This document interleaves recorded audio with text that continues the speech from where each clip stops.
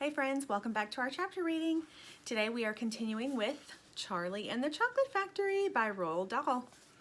So last time when we left off, we heard about Charlie's family and we met Willy Wonka, heard about the chocolate factory, and we heard the tale about the palace that he built for the prince out of all chocolate. So we are going to pick up today in chapter 4. Chapter 4, The Secret Workers. The next evening, Grandpa Joe went on with his story. "You see, Charlie," he said, "not so very long ago, there used to be thousands of people working in Mr. Willy Wonka's factory. Then, one day, all of a sudden, Mr. Wonka had to ask every single one of them to leave, to go home, to never come back." "But why?" asked Charlie. "Because of spies." "Spies?" "Yes. All the other chocolate makers, you see, had begun to grow jealous of the wonderful candies that Mr. Wonka was making. And they started sending in spies to steal his secret recipes. The spies took jobs in the Wonka factory, pretending that they were ordinary workers. And while they were there, each one of them found out exactly how a certain special thing was made." "And did they go back and to their own factories and tell?" asked Charlie. "They must have," answered Grandpa Joe. "Because soon after that, Fickelgruber's factory started making an ice cream that would never melt, even with the hottest sun. Then Mr. Prodnose's factory came out with a chewing gum that never lost its flavor, however much you chewed it. And then Mr. Slugworth's factory began making candy balloons that you could blow up to huge sizes before you popped them with a pin and gobbled them up. And so on and so on. And Mr. Willy Wonka tore his beard and shouted, 'This is terrible! I shall be ruined! There are spies everywhere! I shall have to close the factory!' But he didn't do that," Charlie said. "Oh yes, he did. He told all the workers that he was sorry, but they would have to go home. Then he shut the main gates and fastened them with a chain. And suddenly Wonka's giant factory became silent and deserted. The chimneys stopped smoking, the machines stopped whirring, and from then on not a single chocolate or candy was made. Not a soul went in or out, and even Mr. Willy Wonka himself disappeared completely. Months and months went by," Grandpa Joe went on, "but still the factory remained closed. And everybody said, 'Poor Mr. Wonka, he was so nice and he made such marvelous things, but he's finished now, it's all over.' Then something astonishing happened. One day, early in the morning, thin columns of white smoke were seen to be coming out of the tops of the tall chimneys of the factory. People in the town stopped and stared. 'What's going on?' they cried. 'Someone's lit the furnaces. Mr. Wonka must be opening again.' They ran to the gates expecting to see them wide open and Mr. Wonka standing there to welcome his workers back.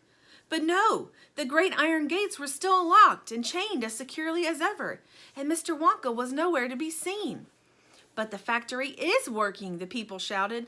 'Listen, you can hear the machines. They're all whirring again, and you can smell the smell of melting chocolate in the air.'" Grandpa Joe leaned forward and laid a long bony finger on Charlie's knee, and he said softly, "But most mysterious of all, Charlie, were the shadows in the windows of the factory. The people standing on the street outside could see small dark shadows moving about behind the frosted glass windows." "Shadows of whom?" said Charlie quickly. That's exactly what everybody else wanted to know. "The place is full of workers," the people shouted, "but nobody's gone in. The gates are locked. It's crazy. Nobody ever comes out either." There's Grandpa Joe telling the story.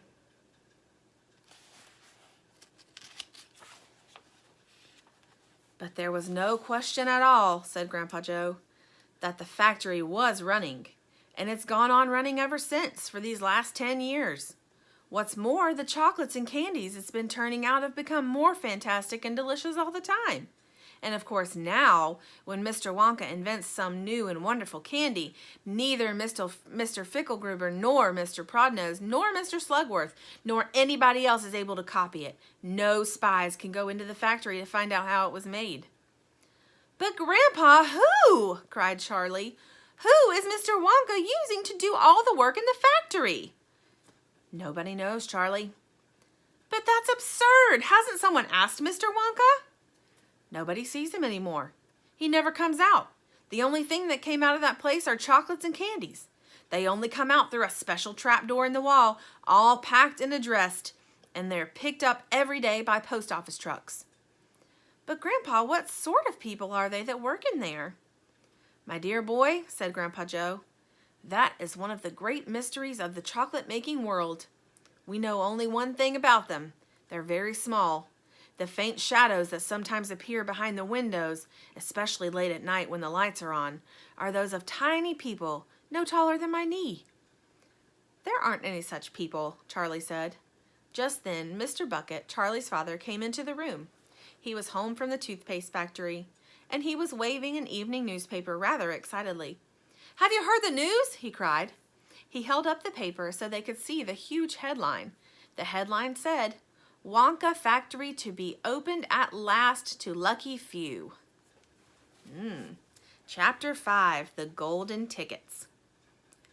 "You mean people are actually going to be allowed to go inside the factory?" cried Grandpa Joe. "Read us what it says, quickly." "All right," said Mr. Bucket, smoothing out the newspaper. "Listen. Opening Bulletin. Mr. Willy Wonka, the candy-making genius, whom nobody has seen for the last 10 years, sent out the following notice today. I, Willy Wonka, have decided to allow 5 children, just 5, mind you, and no more, to visit my factory this year. These lucky 5 will be shown around personally by me, and they will be allowed to see all the secrets and the magic of my factory. Then, at the end of the tour, as a special present, all of them will be given enough chocolates and candies to last them the rest of their lives. So watch out for the golden tickets. 5 golden tickets have been printed on golden paper, and these 5 golden tickets have been hidden underneath the ordinary wrapping of 5 ordinary candy bars.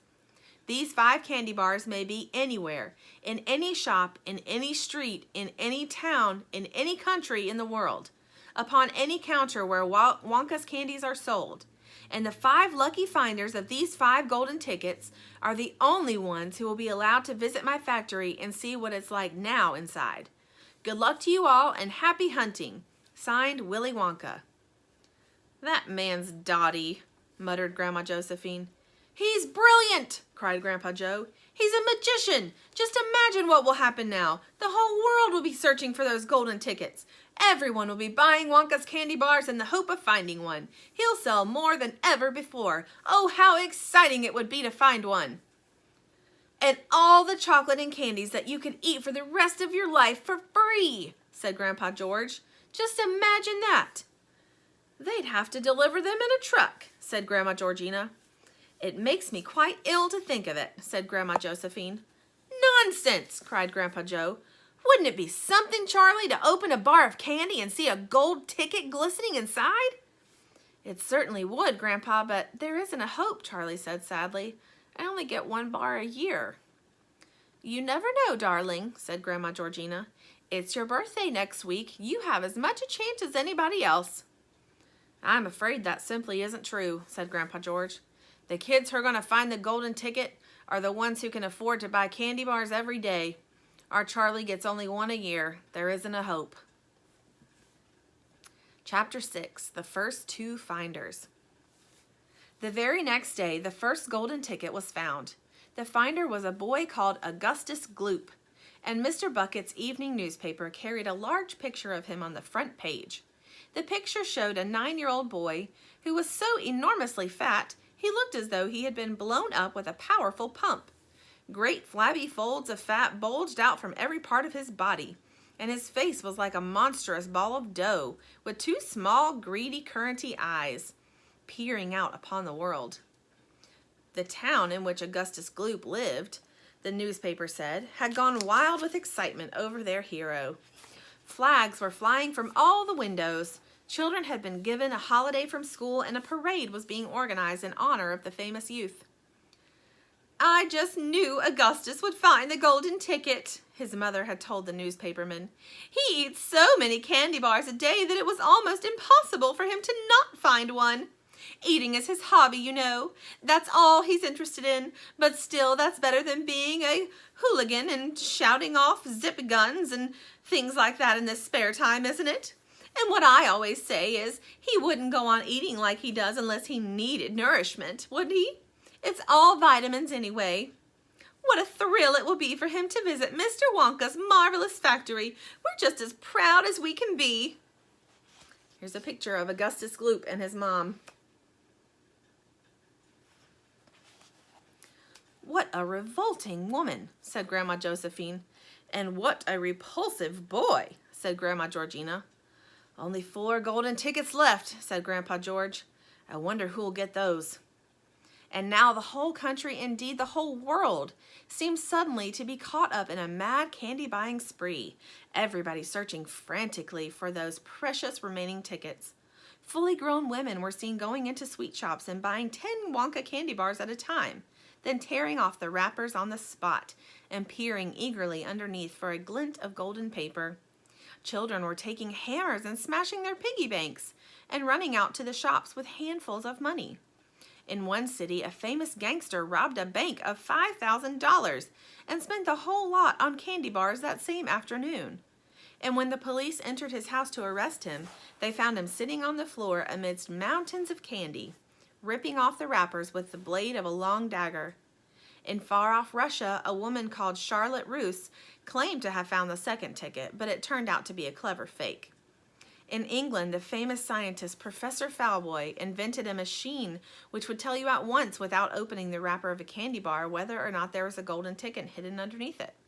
The machine had a mechanical arm that shot out with tremendous force and grabbed hold of anything that had the slightest bit of gold inside it. And for a moment it looked like the answer to everything. But unfortunately, while the professor was showing off the machine to the police at the candy counter of a large department store, the mechanical arm shot out and made a grab for the gold filling in the back tooth of a duchess who was standing nearby. Yikes. There was an ugly scene, and the machine was smashed by the crowd. Suddenly, on the day before Charlie Bucket's birthday, the newspapers announced that the second golden ticket had been found. The lucky person was a small girl called Veruca Salt, who lived with her rich parents in a great city far away. Once again, Mr. Bucket's evening newspaper carried a big picture of the finder. She was sitting between her beaming father and mother in the living room of their house, waving the golden ticket above her head and grinning from ear to ear. Veruca's father, Mr. Salt, had eagerly explained to the newspapermen exactly how the ticket was found. "You see, fellows," he said, "as soon as my little girl told me that she simply had to have one of those golden tickets, I went out into the town and started buying up all the Wonka candy bars I could lay my hands on. Thousands of them I must have bought, hundreds of thousands. Then I had them loaded onto trucks and sent them directly to my own factory. I'm in the peanut business, you see, and I've got about 100 women working for me over at my joint, shelling peanuts for roasting and salting. That's what they do all day long. Those women, they sit there shelling peanuts. So I says to them, 'Okay, girls,' I says, 'from now on, you can stop shelling peanuts and start shelling the wrappers off these crazy candy bars instead.' And they did. I had every worker in the place yanking the paper off of those bars of chocolate full speed ahead from morning till night. But 3 days went by and we had no luck. Oh, it was terrible. My little Veruca got more and more upset each day, and every time I went home she would scream at me, 'Where's my golden ticket? I want my golden ticket!' And she would lie for hours on the floor kicking and yelling in the most disturbing way. Well, sir, I just hated to see my little girl feeling unhappy like that, so I vowed I would keep up the search until I got her what she wanted. Then suddenly, on the evening of the 4th day, one of my women workers yelled, 'I've got it, a golden ticket!' And I said, 'Give it to me quick.' And she did. And I rushed it home and gave it to my darling Veruca. And now she's all smiles and we have a happy home once again." "That's even worse than the fat boy," said Grandma Josephine. "She needs a real good spanking," said Grandma Georgina. So there's Veruca and her family.